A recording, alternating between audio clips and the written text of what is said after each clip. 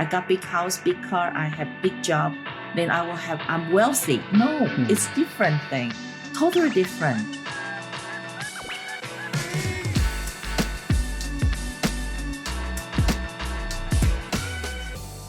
This is the Financial Literacy Podcast. I'm your host, Michael Pacino, and today I have an amazing guest for you guys to kick off our podcast in style.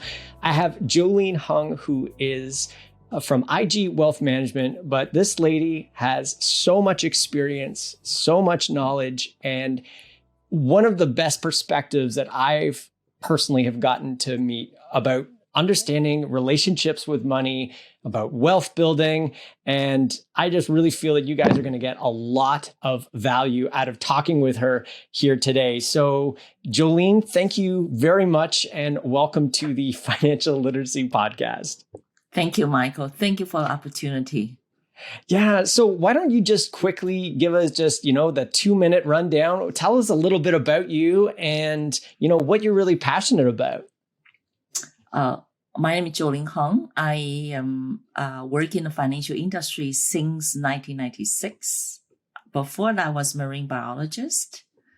So I would joke with my client. I say, I'm probably only marine biologist you ever met. I do not swim. So it's a very interesting thing how I enter the financial world. My father is a pastor, and I used to be a bank manager. So for female to learn business, to learn how to be stockbroker and all that was very new, not just to the family, but to the culture, to the whole thing. So it was definitely I was rebellion to tell my father I quit my day 9-to-5 job and to be on my own and to take care of my kids, which has special needs, start a business, self-employee, and become a financial consultant. So people follow me now. Yeah, it's crazy, isn't it? The journey was so interesting. It was has been since 2011. I quit my bank manager job, and I joined CIBC Wood Gundy at that time. Later, I joined IG Wealth Management, and right now I am full-time self-employee. Work with 2 wonderful ladies in my team to help.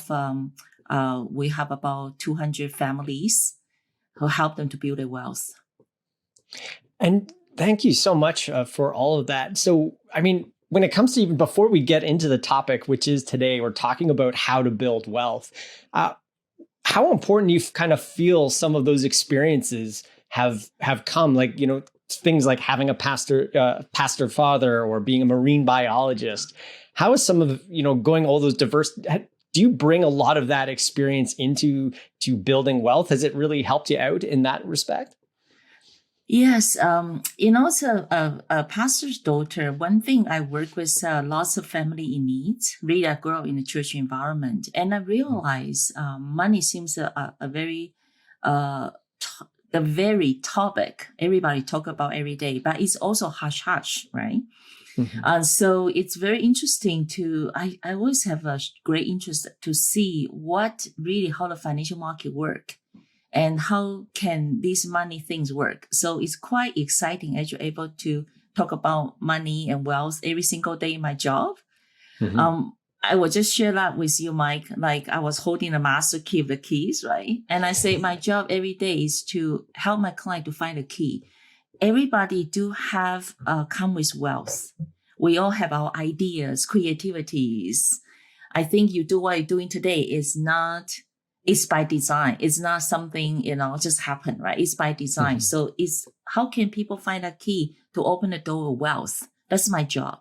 So when I interview my client, when I meet with them, my job is really to go really deep down with their financial mindset, how they work with the money. And it's really focused on how they spend the money. And I cannot emphasize more than that. Like people will say, oh, Jolene, I have to save. I'm like, if I tell you don't need to save, you just got to spend. I say, oh my God, how can I do it, right?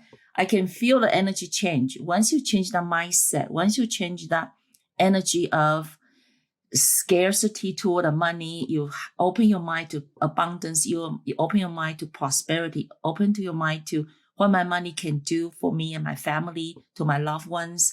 Like all of a sudden, your mind just shift. And once you shift, right, it seems much more easier and relaxed. So peace of mind, when my client peace of mind relax, it's so easy to find the keys now. They already have that treasure box. They already have that room. They already have that available. Right now, I just need to make them the key so they can open it, and the wealth is right there. That's awesome. So talking about wealth then. So let's take it back, because that was really poignant, I think, what you just said.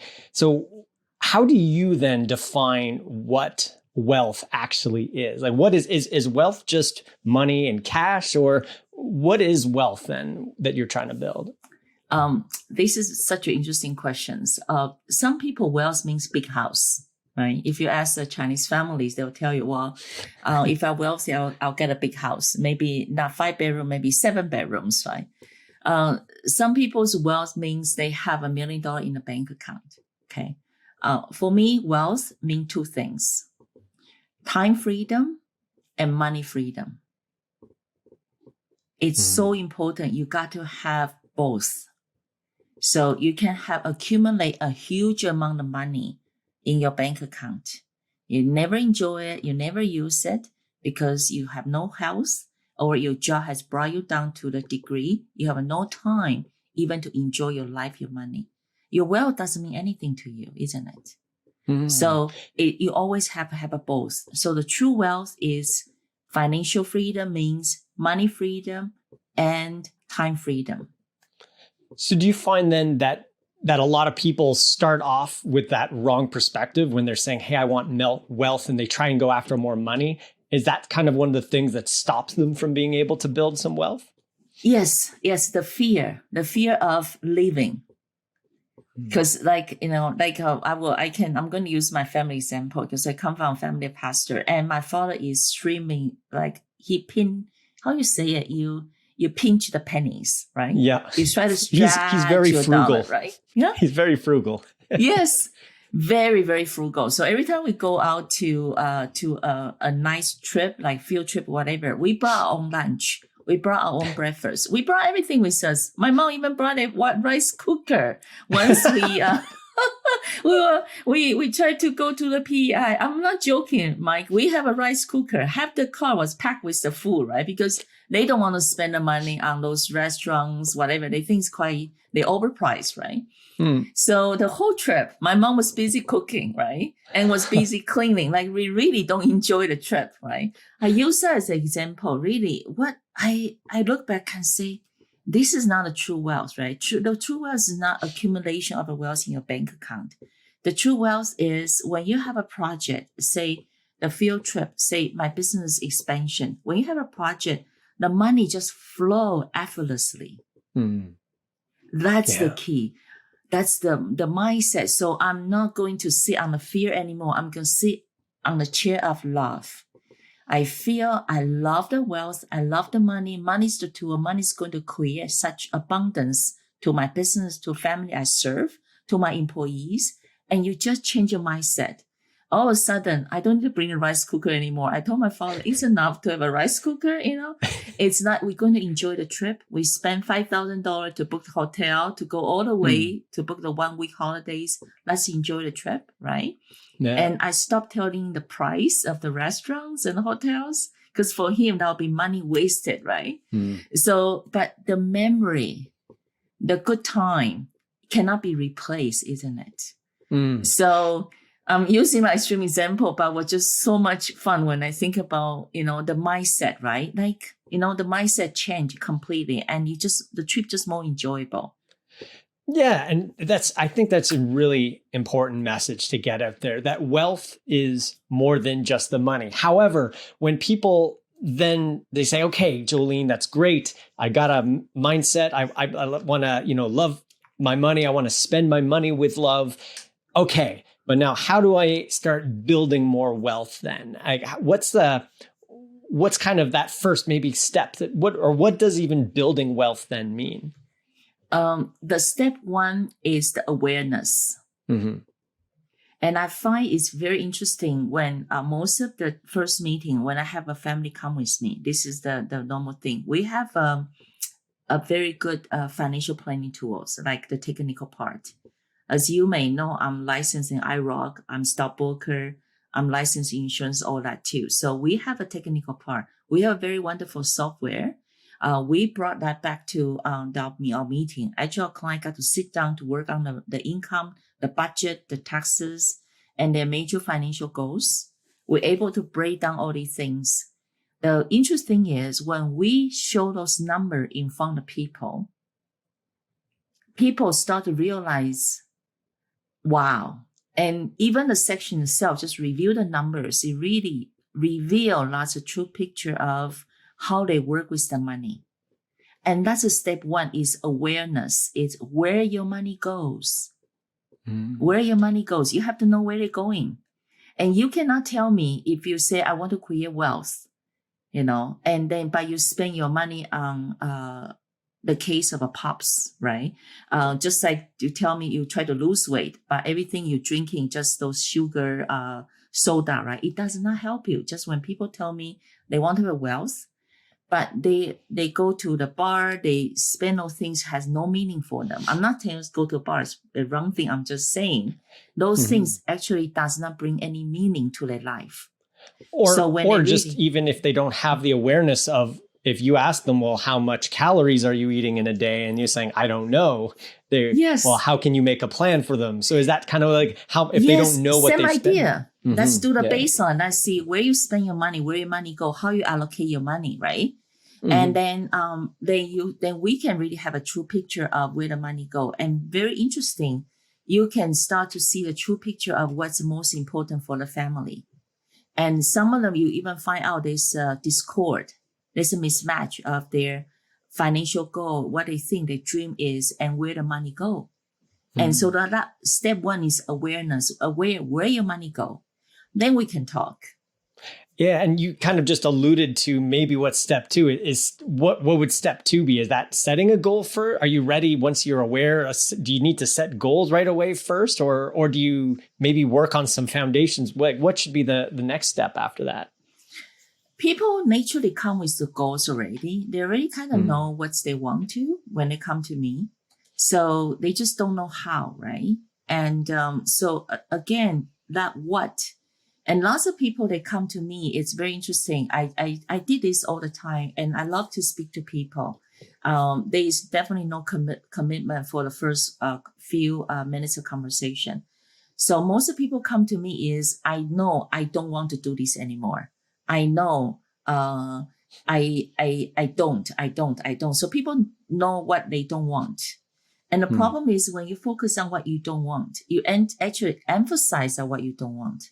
Because the universe doesn't hear don't, doesn't hear not. They hear the words, right? Just like try to not think about elephant. Please don't think about elephants, Michael. Too late. Everybody just think about elephants, isn't it? Right? So this is the problem. So when I had that first conversation, lots of time I try to shift the emphasis. Let's look at what you like to have, not look at what you don't want. And it's to remove the guilt, the shame, all these things, right? To from your whole financial picture, because that's the past, right? Let's work on now. How can we do something now? The other myth, I want to mention that too, is we put so much hope in our next generation. So the couple will come to me and say, you know what? I think my children will be fine. I'm going to teach them how to save money, and they will be doing this and this and this and this and this. And I look at them like, yeah, but you're not doing it. So your children is going to ask you, Mom, you tell me to invest my money, but you're not investing. You tell me to learn financial things and all that, but you're not doing it, right? So how can you set examples for your children? And people say, too late for me. Well, it's never too late. You either started 10 years ago or you started now. You had to start it now, somewhere, some point. So it's never be the amount, it's the attitude. Well, is that a fear then? It is, like, for instance, one of the questions I was going to ask you today is, how do you start building wealth if you don't have kind of any money, or maybe you don't have a lot of income and you're living paycheck to paycheck? But from what I'm gathering from you, are you kind of saying then that a lot of times these problems that we think we have, is it like a fear that's keeping you from actually making those changes? Is that kind of what you're saying? Yes. Okay. Unless you are extremely poor, which I don't see that in Canada. We think we have very good social system here, right? We can start as small as $25. I told my client, 10% is all you have to focus. If your paycheck's $600 every other week, $6, put $60 away. And we were going to find the $60 for you. You may not able to work with me immediately, but I'm going to show you where to start. They probably have some tax money on the table you never claim. And lots of people don't know there's lots of programs available. So we start with that, right? And can be as small as 25, 50, 60 bucks, whatever you think you are comfortable to start. Once you start it, you feel good about it, then we can talk the next step, right? It's really to correct that mindset of I cannot do it. And lots of times it's just excuses. It's something we don't want to let go. And we almost like we like to live in a suffering, then we want to live in a life of abundance and happiness. It's very hard to say is, Michael, in some certain point of time, we have to take full responsibility of what happened to our life. And sometimes it's unfair to say that to lots of people. Say, for example, my son has a disability, right? I know I cannot change that. That's the past. But what I can change it is today, right? I know he's well educated, he's well behaved, he's well nutrition. That's something I can work. That's something I can be responsible for. Same for your financial health. I cannot change the past. I cannot change your debt. I cannot change where your parents come from. I cannot change whatever happened in the past. But from this moment, we can do something. And that is no excuse. So building wealth is you actually have to do and build something. It doesn't just come to you. You're saying, Jolene, you can't just pull a lever and then the money just starts flowing. You actually have to do something with it. It's two-way street, right? It's two-way street, right? Yeah. I have all the tools and I can show you how everything. But the person in front of me, which is you, which is the person listening, you have to be willing. The attitude, the switch have to turn on first. Say, yes, Jolene, I'm ready. Okay.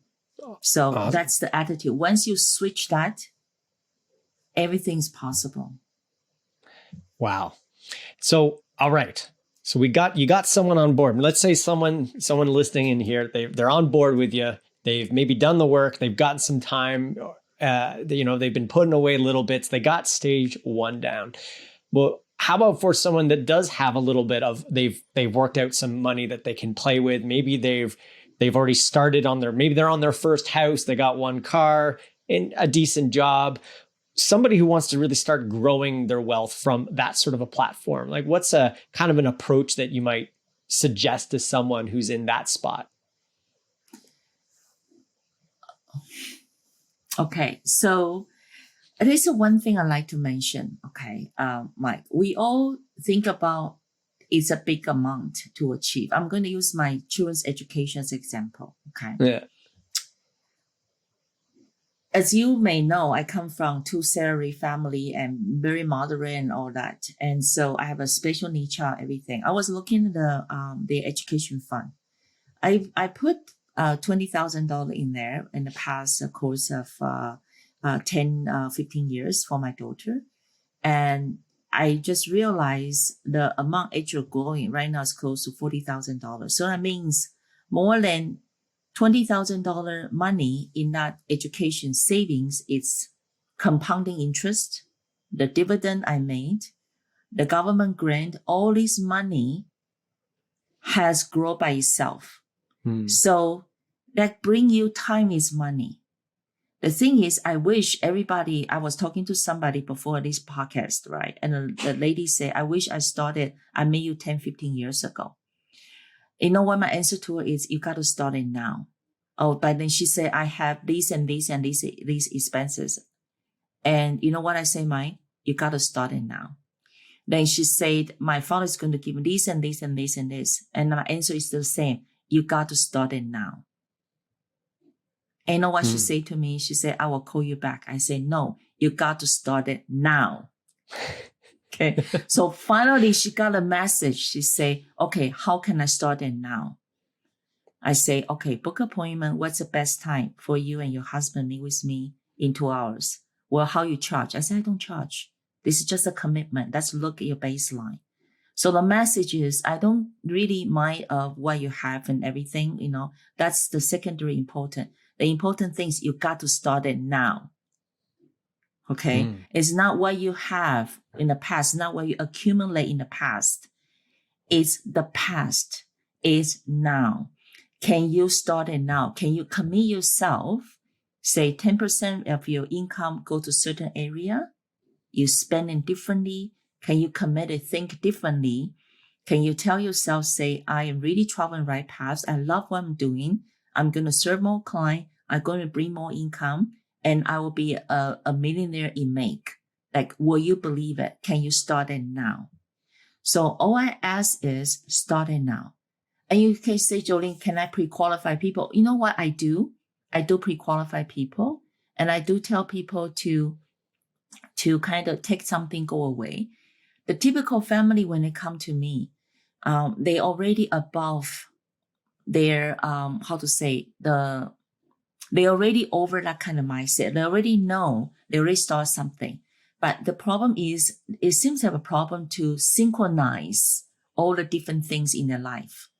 So say they have a car payment to make. They have a house payment to make. They got children, they have educations, expenses. They have this and that. Like everything is everywhere. Okay. And everybody got lost. I was so busy in our life. All of a sudden our children's 15 and our eldest is 23. And, and I'm going to retire in 10, 15 years. OMG, what I'm going to do, right? So that's the moment you have to call me, because you got to have somebody who will synchronize all your life for you. And then you have a focus. And so every day, like you were able to review your portfolio. You're able to look your whole plan. There's a plan available on computer. You can see it. You can feel it. And how you do it, start it now. Don't wait. If you have somebody you trust, you already have a financial advisor, good for you. Give them a call. Don't wait. Lots of my clients, I wait. Unbelievable. I try to call them and they wait and wait. So the only thing I ask my client, if you want to become my client, you got to commit to meet with me at least once a year. Notify me with any major life changes. Got new grandchildren, buying a new house, move a new job. I got to know that. So we can change your plan accordingly. I hope that answers your question. It's a very long answer, right? But the question is very simple. I really don't mind where you started. Is where you come from, all that. That's just secondary important. We're going to figure it out. We have a plan. We're going to do that. It's the attitude. It's, are you ready? Can you start it now? Yeah. So if I'm hearing you correctly, it sounds to me then that a lot of people, there's the question itself of how do you build wealth is almost starting from the wrong place. It seems that it's more about it's definitely something deeper than that. Because my next question to you, of course, is, well, what happens if you have a lot of money? Let's say you have $1 million. How do you grow that wealth? But I guess you've just kind of answered it, which is, let's start now. Let's figure out a plan. I got another email just sent to me. And again, it's funny because it's our shame or our guilt or something we judge ourselves, which we don't need to, isn't it? Yeah. So really, I have to tell my client, whatever happened is the past, right? What is more challenge today is, can you start it now? Number one. Number two, can you make the necessary changes? Because you all know that doesn't work, right? We try lots of things, doesn't work. Buying a big car doesn't mean you're wealth. Buying a huge house doesn't mean you are rich. Have a big salary doesn't mean you will have a big retirement. It is not the same. I find there's a lot of people misconcept thinking, I got big house, big car, I have big job, then I'm wealthy. No, it's different thing. Totally different. So it's actually could be opposite side. You got a big job, you got big expenses. You got big house, you got big expenses. You got big car, you got big payment, right? And so all that, right? So it could eat up your wealth, isn't it? Wow. If you don't know how to maintain that. So it's really go back to the mindset, right? It doesn't mean that much. We talk about it doesn't mean that's the way it goes, right? Sorry, I got another one. Okay. So for your question about people already have a big amount of money, we doing the same process. The good news is they already a big amount of money, right? I really urge them to call me immediately because I do meet some people. They had big amount of money, but that was 3 years ago, and they down to 50% what they used to have. And then so they decide to do their way out, and they didn't invest in the property or stocks, whatever didn't bring them enough income. And so when they come and find me, they say, "Oh, Jolene, I used to have this $1 million, and now I'm down to 500,000. Can you help me to go back to that million?" I'll be like, okay. Where's that magic lever again? Let me pull it. Yeah, that's right. right. I'm like, okay. Just like, okay. So let's start from the beginning, right? When you have that wealth, and most of people are not trained. I mean, I'm not blaming our system. I'm more blaming our family education or culture. It's like we don't really prepare our kids, our next generation for wealth. So when people have that big amount of money hit their account, right? What the first thing they do is to spend, right? To buy a big car, big house, like I say to you, right? To give a huge gift, whatever, to the family. Well, I'm not saying that's wrong. I'm saying they totally change the priority. The priority is not to show off, the priority really to, okay, how can I maintain the wealth? And how can I still have a good lifestyle? But you actually had, I think I've heard you say in another podcast, that something that was really, really powerful too, is you were saying something, and you're going to have to fill me in on it. It was something that people spend the money because like they actually don't feel that they deserve that money, right? Like, can you maybe just like someone, whether they made a lot of money at their job or they won the lottery, can you maybe what was that you were talking about? Yeah, it's called giving and receiving, right? And lots of people, they're using giving as excuses, right? Because they have problem to receiving. So when you receive the wealth, because there's so much guilt or the misconception about wealth and money, they don't think they deserve the wealth and money. They got to spend it all.